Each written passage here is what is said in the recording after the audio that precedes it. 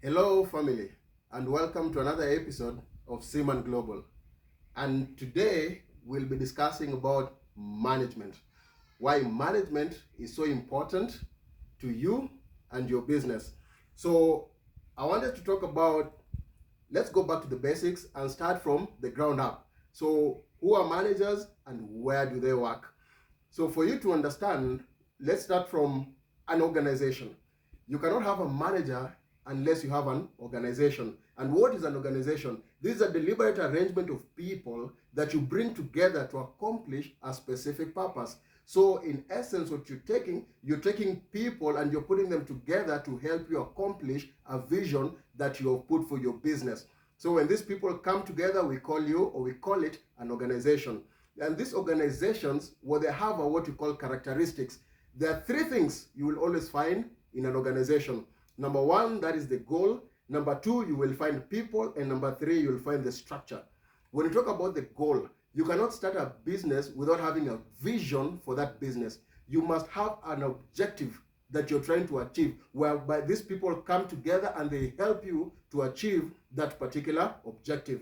When you talk about people, remember, you cannot work all alone. You need people to come and help you. And these people, they must have certain qualifications, they must have certain experiences, because they're bringing in a dynamic culture into your organization. And number three, when you talk about structure, every business requires a structure. What do I mean by structure? Remember, you have the top level management. Think about an organogram. So you will have top level management, you'll have middle level management, and then you'll have the low level management. So you have to organize it in such a way that you must have a very clear reporting structure, so we know who does what when and why they should be able to do it. So going forward, you need to understand, how are these managers different from the other non-managerial employees? Because you will have two sets of people, or call it two sets of teams. So you'll have one that where you're having the managers and the non-managerial employees. So who are these non-managerial employees? These are people who they work directly on a task, but the only difference is that they don't have direct responsibility for overseeing the work of other people. So in as much as they are working with other people, all they're responsible for is a particular task, but they do not have the ability, or they don't have that responsibility for overseeing other people's work. Whereas when you're talking about the managers, these are now individuals who are responsible for directing. And the key word here is directing. That's why they're a manager. You can't be a manager if you can't direct your team. So you're directing the activities of other people. And that is the major difference between a manager and a non-managerial employee. Now, in different organizations, you will understand, you'll see that they have different titles for these managers. And like I said before, you have the top manager, the middle manager, and you have the first line manager. So I'll be using an example of a hotel. I have worked in the hospitality industry for so many years. I have been a manager, a general manager in these hotels. So you understand that when you're talking about the top level kind of manager, this is the manager who makes decisions about the direction of the organization. So even as a hotel general manager, my work was to, instead of, in as much as, yes, there's a whole organizational structure, and in as much as you have other people that you're working with, and these people are responsible for customer service, they're responsible for the rooms, they're responsible for sales and marketing, or purchasing and procurement, all these other departments, but my focus was on the direction of the business. So I had to think, do we need to acquire another hotel? How do we grow our hotel? So remember, even when you want to make money in a business, there are only two ways that you can do that. Number one, you could decide to increase your sales, or number two, you decrease your expenses or your expenditure. So that is a top manager, where you'll hear CEOs, presidents, and the likes. Then there is another set of group of managers whom we are calling the middle managers. These are like department heads. Now, when you look at the structure of a hotel, for example, there's a manager whom we call, he's a divisional head. So we call him the rooms division manager. This is the manager who is ultimately responsible for front office, management, and executive housekeeper, or the housekeeping department. So this is the person who's in charge of divisions. When you talk about division, so you're talking about two departments. He's in charge of front office and he's also in charge of housekeeping. So he's a middle manager. And then now you have the first line manager. So it goes down. You have to follow the hierarchy, the chain of command. This is where we talk about supervisors. These are your direct supervisors. We call them first line manager because they direct the non-managerial staff. So, for example, you talk about the front office supervisor. This is someone who is in charge of the front desk agents. He is in charge of the cashiers, the reservation agents, the concierge, so even switchboard, the guest services.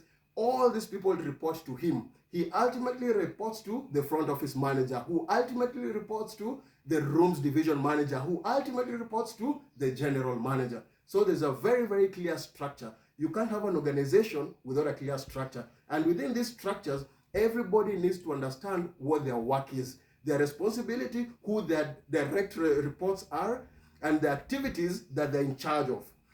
Okay, let us move to management. We talked about, this video is about management. So let's start from the basic. What is management?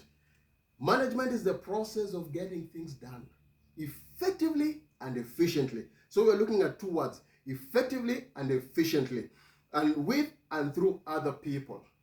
Okay? So effectiveness, let me try and break it down. When you talk about effectiveness, we're talking about goal attainment, because it's about doing things or doing the right things, the task that will help that organization to reach its goal. But when you talk about efficiency, this is about resource. Remember, effectiveness is about the goal. But when you talk about efficiency, it's about resource. How do you manage resources? When you talk about resources, so you have the money, the capital that is involved to run the business. You're talking about the people. You're also talking about the equipment that you have to manage.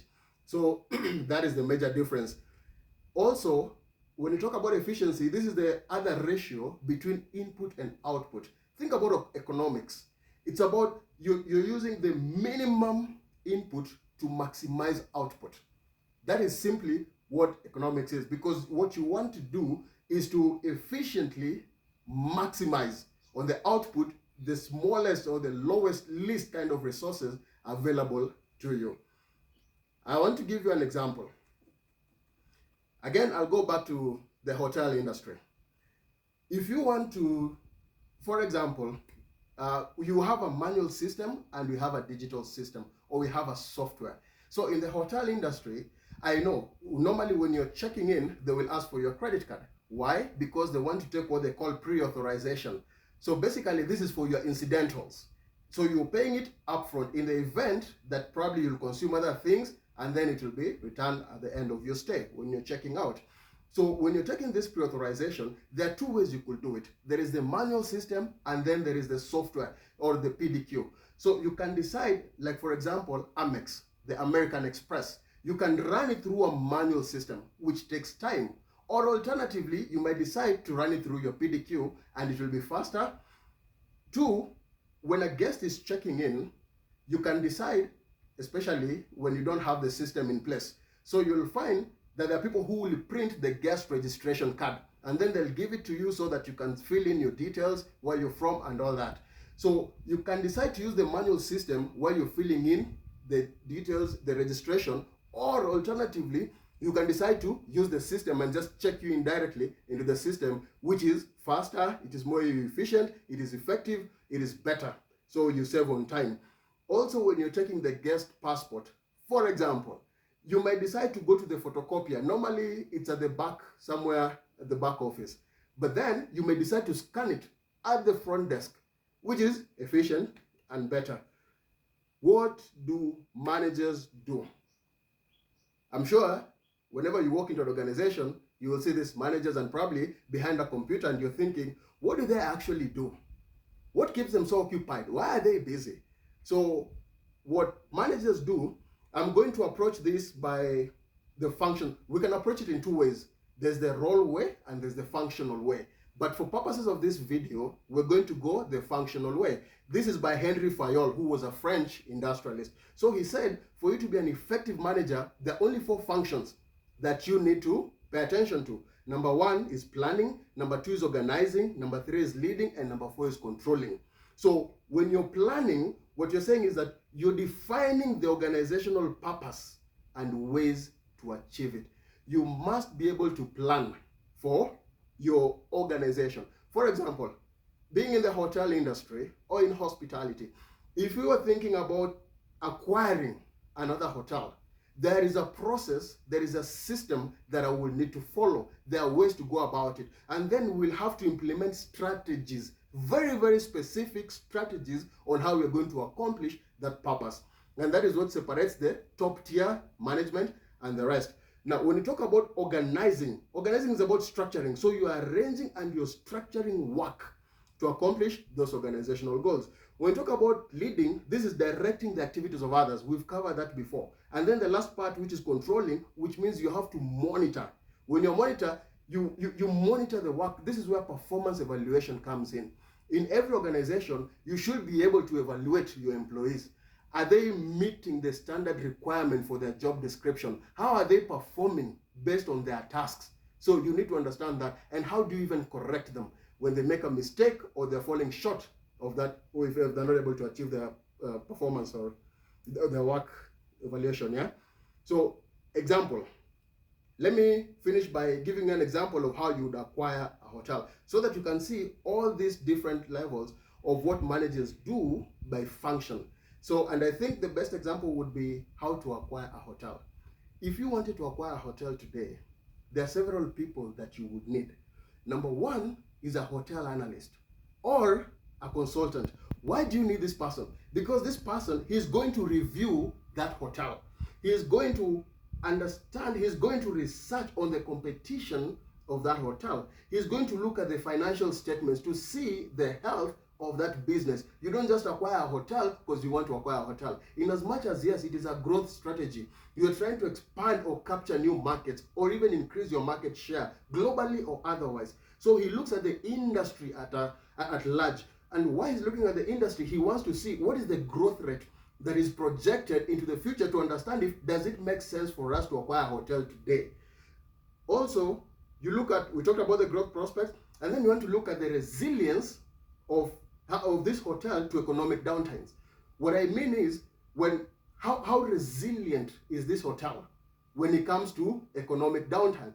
Because if the economy is collapsing, is it resilient enough to stand, or does the hotel shut down? So you're looking at the strength.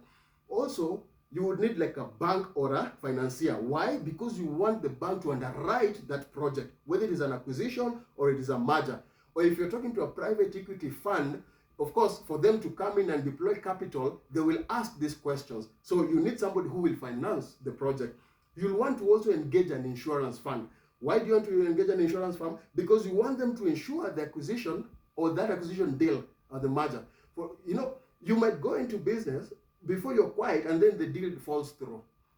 So you had it all sealed, it was an arrangement, but then it did not work out. So you want to insure yourself against that. You might need an investment committee. Why is that important? Because they need to align the shareholders' interest with the business deal. Because shareholders are all about chasing alpha, it's about returns, it's about profit. Also, you will need a management team. Why is a management team important? Because remember, these are the people who will help you with the onboarding process. If you've acquired a new hotel, and these people you need a management team who will also incorporate the culture, the two cultures, because there must be synergy between the two businesses. So they will be talking about the onboarding process, the cultural alignment, the system, even the software compatibility to make sure that it fits in with what you're trying to do. Lastly, you will also need a legal team. Why is that important? Because you need clearance with the competition authorities. If you're going into business, these are things that you have to be prepared for. And also the legal requirements, whether it is the contracts, the deal, all this, the process, everything that is involved, you'll have to take care of it, whether it is tax obligations and the likes. So this also is just a small part of it. But I'm hoping now you're beginning to understand how management is so important that you're able to, you need to look at things as a wholesome and how the pieces move together. It is like a puzzle and how the pieces fit in together. And I hope you've been able to learn something today about management, why it's important to you, what managers are doing, where they work, what their responsibilities are. And I hope moving forward, seeing you in our next video. As usual, please like, share, subscribe, and we'll see you. Tschüss.